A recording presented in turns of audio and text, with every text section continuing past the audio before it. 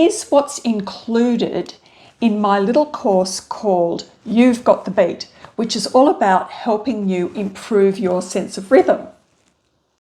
I thought it'd be helpful to go over the symptoms first of what is a bad sense of rhythm, or let's put it more positively, a sense of rhythm that could be improved, because we can all improve.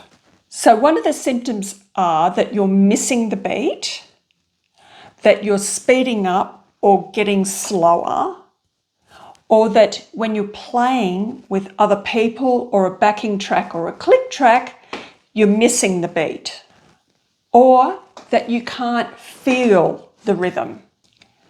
Now, the solution to these problems is to build an internal sense of rhythm. Feeling it within yourself is much more successful than tapping your foot or using a metronome. And there are two main ways this course can help you there. One of them is to feel the pulse or the rhythm.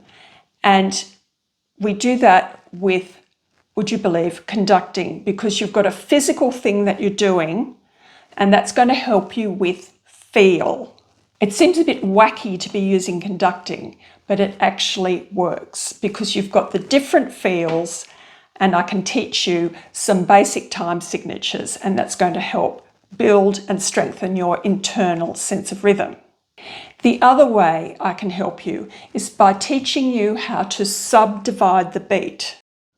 Just think of, say, if someone asks you to wait 1 minute, it's much easier to think out and to count out 60 seconds to make up the minute, because that will be much more accurate than just sitting there trying to estimate how long a minute is. That's going to make it much more accurate. So that's the same principle in music. So if you've got long, slow notes here, it's much easier to think in shorter note values for each of those beats. So on this hierarchy, just quickly, so this is worth 8, this is worth 4, 2, 1, half, quarter, eighths, sixteenths.